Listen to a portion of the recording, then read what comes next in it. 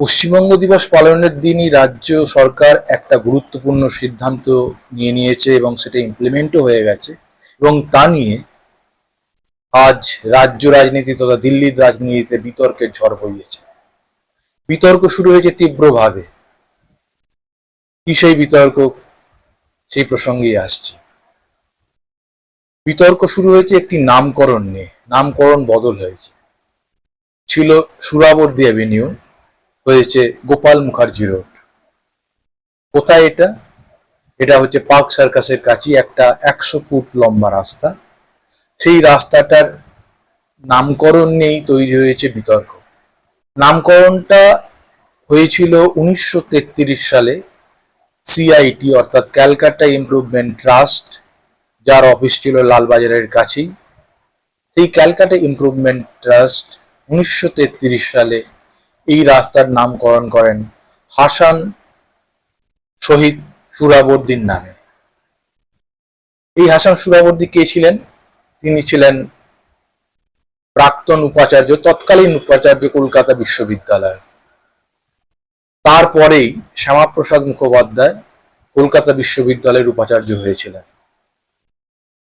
সেই হাসান সুহরাওয়ার্দী 1930 থেকে 1934 সাল পর্যন্ত কলকাতা বিশ্ববিদ্যালয়ের উপাচার্য ছিলেন, ইতিহাস ঘেঁটে যা জানা যাচ্ছে। তার ভাইপো ছিলেন হুসেন শহীদ সুহরাওয়ার্দী, যিনি বাংলার প্রধানমন্ত্রী হন এবং যার সময় 1946 সালে 16ই August the great Calcutta killing ঘটনা ঘটেছিল। এইখানেই মনে হচ্ছে একটা বিভ্রান্তি তৈরি হয়েছে এবং সেই বিভ্রান্তির কারণেই বিতর্ক শুরু হয়েছে। টিএমসির প্রাক্তন সাংসদ রাজ্যসভার সাকেত গোখলে তিনিও লিখেছেন এই বিষয়টি। তিনি শুভেন্দু অধিকারীর সরকারকে সমালোচনা করেছেন, মুখ্যমন্ত্রীর সমালোচনা করেছেন, উচ্চশিক্ষামন্ত্রীর সমালোচনা করেছেন। তিনি বলছেন যে এখানে বিরাট বড় ভুল করে ফেলেছে, না জেনে অজ্ঞতার পরিচয় দিয়েছেন তারা। একই জিনিস তুলে আনছেন কংগ্রেস নেতারা, কংগ্রেসের কেন্দ্রীয় নেতারা।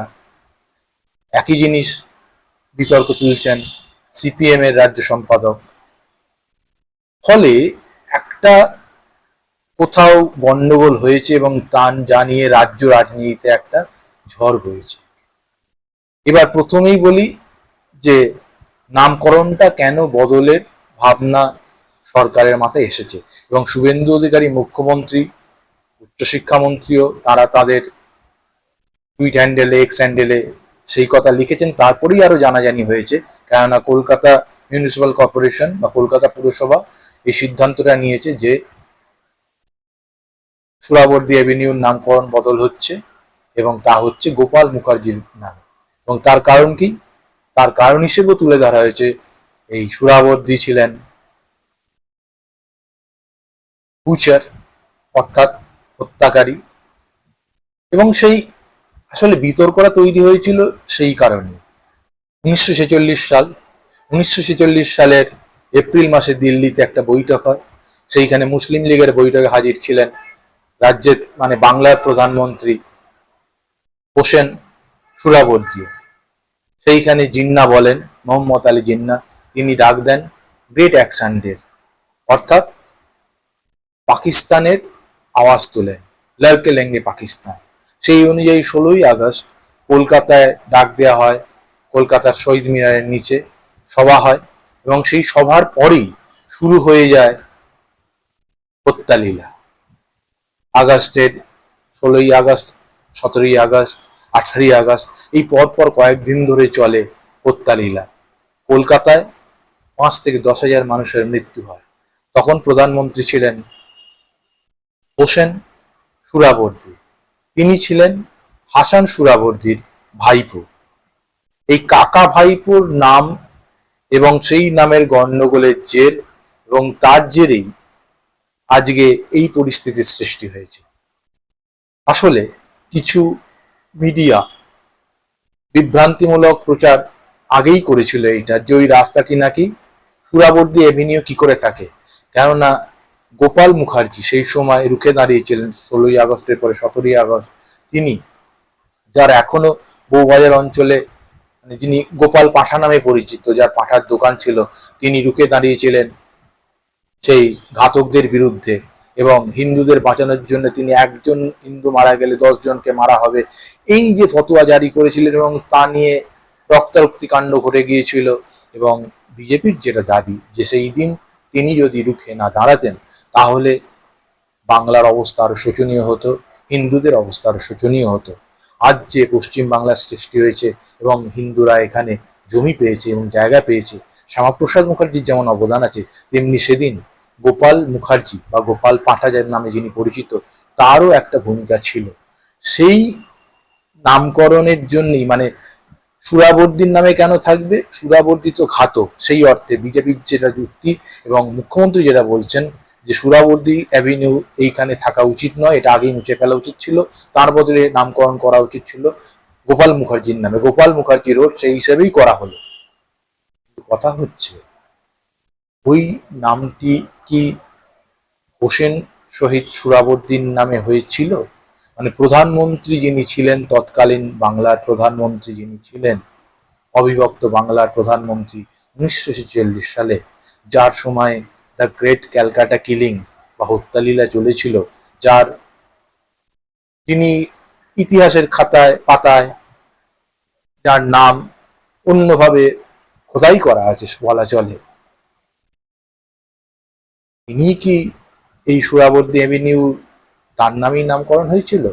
ইতিহাস বলছেন না, এইখানেই বিতর্কটা তৈরি হয়েছে।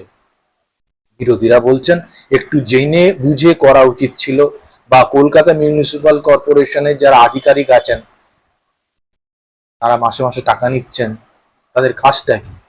এই আধিকারিকদের কাজ তো আসল সত্য যাচাই করে জানানো যে এটা কার নামে হয়েছিল। স্বাধীনতার আগে 1933 সালে একটা রাস্তা হয়েছিল, সেই রাস্তাটি হয়েছিল হোসেন সুরাবর্দির কাকা হাসান সুরাবর্দির নামে, যিনি তৎকালীন শিক্ষাবিদ ছিলেন এবং প্রথম মুসলিম ভাইস চ্যান্সেলর বা উপাচার্য কলকাতা বিশ্ববিদ্যালয়ের ছিলেন, তার নামেই নামাঙ্কিত হয়েছিল এই রাস্তা। কিন্তু আজ এই নাম বিভ্রাটে এবং নামকরণ বদলের কারণে নতুন করে বিতর্ক সামনে এসেছে, যা নিয়ে কংগ্রেস, সিপিএম, তৃণমূল সবাই সমালোচনা করছে সরকারের, এবং একটা অন্য ধরনের বিতর্কের সৃষ্টি হয়েছে। এই বিতর্কটা কাঙ্ক্ষিত ছিল না। কার ভুল, কিসের জন্য এই ঘটনা ঘটেছে, সেটা অবশ্যই রাজ্য সরকার নিশ্চয়ই খতিয়ে দেখবে। কিন্তু এই ভুলটা কতটা ঠিক সরাসরি আপনি লিখে জানান। এই ভুলটা বা এটা ভুল কিনা, বা এই নামকরণ বদলটা ঠিক হয়েছে কিনা, বা সুরাবর্দির নামেই আসলে থাকা উচিত কিনা, এইখানে আপনারা আপনাদের মতামত জানান। ওপেন ডিবেট হোক এবং বিভিন্ন প্রান্ত থেকে বিভিন্ন জনের মানুষ ভেবে চিনতে আপনাদের বক্তব্য পেশ করবে।